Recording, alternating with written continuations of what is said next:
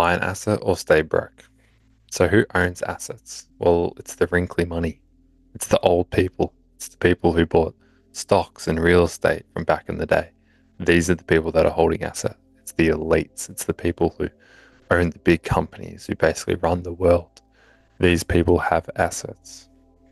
Who holds the currency? Well, that's the 20-year-olds. That's the 30-year-olds. That's the people that they don't own assets. They put their money in savings accounts. They put their money in cash, whatever it may be. And so the problem with holding the currency is that the currency is losing its value as the government prints money. And what's going up in value? Assets. So anyone that's holding the currency is getting left behind. Anyone who's holding assets is winning. It's ahead of the game. They are holding their purchasing power into the future. Those who are holding the currency are losing their purchasing power. And so you might have noticed houses are getting more expensive, the grocery bills more expensive, fuel bills more expensive, life is more expensive. Maybe on a wage that you could once afford these things in your lifestyle, you can no longer afford. It's the same income, but you cannot buy the same amount of things. That is when you've lost your purchasing power. And so, for an example, if you had $100,000 in savings in 2020, so 4 years ago, that $100,000 can now only buy $65,000 worth of stuff, which means you've lost $35,000 in purchasing power in just 4 years. That is them printing the money supply, expanding it by 10% every year for the last 4 years, and you end up losing 35% of your money from the government printing. And so as they print the dollar, the currency is getting weaker.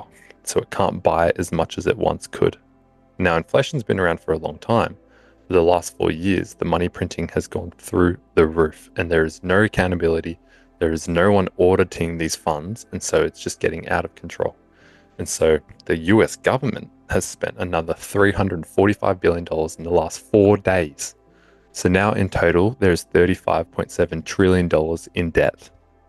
And so that is a big problem. The government has spent $6 trillion in 2023 and has only generated $4 trillion since then. And so that's $2 trillion of unpaid debt in just that period of time. There is a hole in the balance sheet that continues to grow. Someone has to realize that loss. And I don't think it's going to be the elites. I don't think it's going to be the rich. And I don't think it's going to be the old people. It is going to be the people holding the currency, the up and coming youth, the 20-year-olds, the 30-year-olds, the 40-year-olds. These people are going to continue to struggle, and life is going to get harder and harder and harder. Things are going to get more expensive. And so unless you're relying on your inheritance from your grandparents down to your parents and to finally get to you, you need to find a way to store your value into the future, and it is not through putting it into a savings account and doing nothing. You need to buy an asset. Now, 95% of the wealth in America is held in assets. 95%. So those assets include Manhattan real estate, Miami beachfront property, tech stocks, hedge funds, gold, etc. All these things are assets. 5%, so only 5% is in cash or cash equivalents. So that's savings accounts or cash under your mattress. And so basically that just shows that the average Joe Blow, myself, you, whoever it may be, I'm using the US because it is the measurement stick of value across the world. Everyone looks at the US dollar. So I'm not going to talk about Australian dollar at the moment. And everything in Australia is worse than America. But so I like to look at America as the number one to talk about.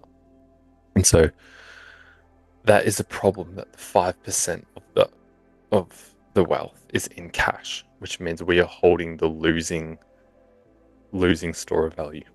And so we have to realize that loss. We will continue to cop it. It's not going to be these rich people and the elites. It's not. And coming up to the election, Kamala especially, you might have heard that she's going to tax the rich and give to the poor, and that people are jumping on that narrative and she's winning votes through that.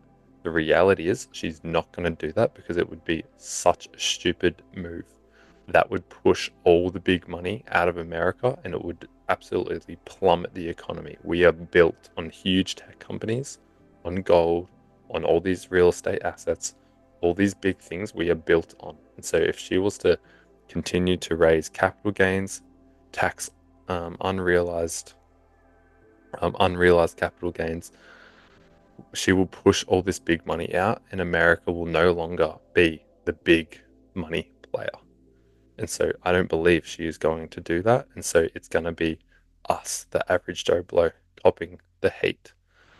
Um, so the way that we can hold our value into the future, it's not through currency. So it's not through the US dollar. It's not through the Aussie dollar. Whatever your local currency is, it's going to continue to get printed, and that is going to continue to lose its value and lose its purchase power. And so Bitcoin is the best asset you can be buying now and holding for the long term. Not holding it for 12 months, not holding it for 4 years. Look further. At least hold it for 4 years and then look further. And so Bitcoin has a supply cap of 21 million Bitcoins, the only asset in history to have this level of scarcity. Every other asset has no supply cap. Even gold, we have no idea how many tons of gold there is under our feet. It's the only reason that gold has reached all-time highs this year is because there is a confidence that the government will continue to inflate the currency through printing money. Therefore, people are wanting hard money. Hard money is money that is hard to make more of. So people are looking at gold and going, it's harder to get than printing money. Money can just be printed. It's just paper. Gold is a metal. It's a precious metal. Therefore, it has value because it is scarcer than paper, money, fiat. Bitcoin is the most portable asset. So you can literally transfer it locally or internationally in seconds. The first time in history, if a war breaks out into your country and your currency collapses overnight, owning Bitcoin means you can send it out of the country in seconds, protecting your hard-earned wealth even in the worst times. So if you had gold, for example, it is impossible to move large amounts of it without getting it stolen or confiscated or killed for. Bitcoin, it's digital. It can't take a bomb. It can't take someone to come steal it easily. Or for another example, if you owned a home as your asset and a war broke out and your house was blown to pieces, you were using that as a store of value and that failed. You lost everything. Bitcoin beats all of these assets without failure. It is the superior asset to hold in the past, present, and the future. Bitcoin can be used as a store of value, linked to what I said above. The way it stores its value is by outperforming the rate of money printing year over year. So keeping your purchasing power into the future. It's also easy to store.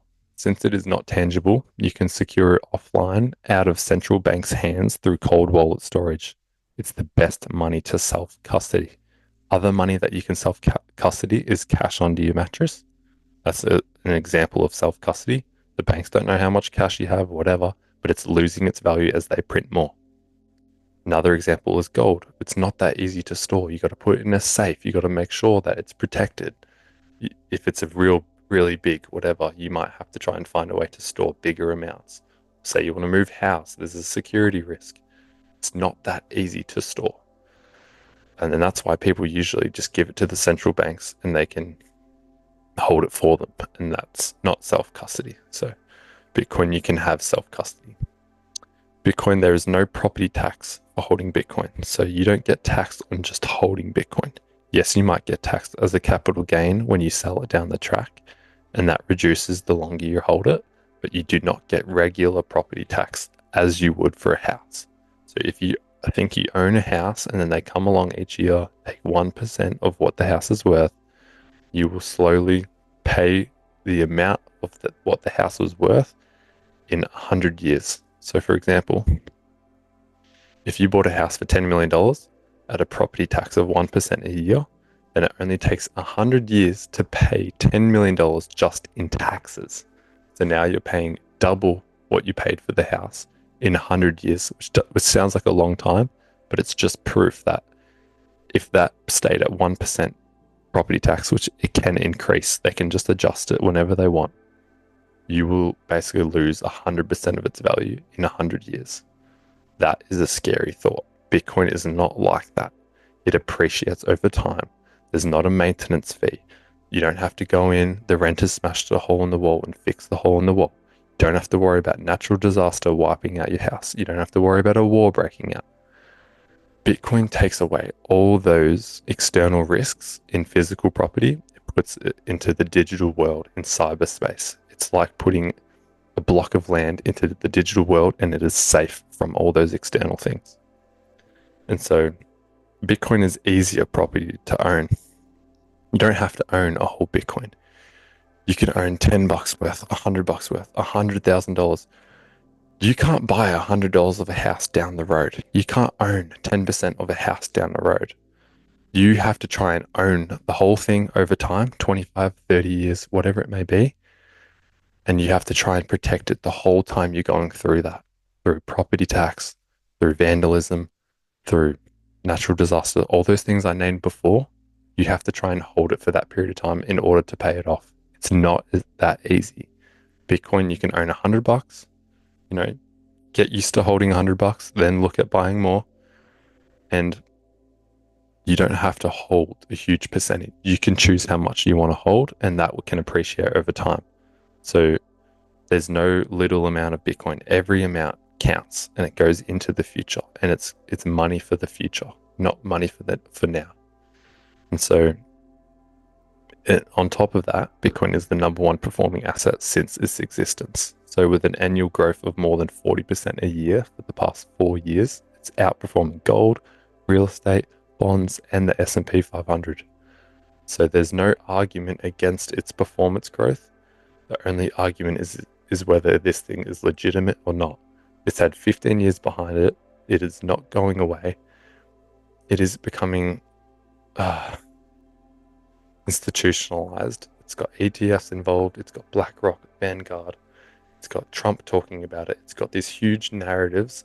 It is no longer just an idea. It is here, and it is real, and it is a good store of value into the future. Get out of your currency and buy Bitcoin. Tell your family, tell your friends, watch this podcast, try and understand as much as you can about Bitcoin before its price continues to go up and its scarcity increases, its supply continues to drop. More and more people are buying these things, and there's a supply cap. You do not want to lose buying it at this price. Thanks, guys.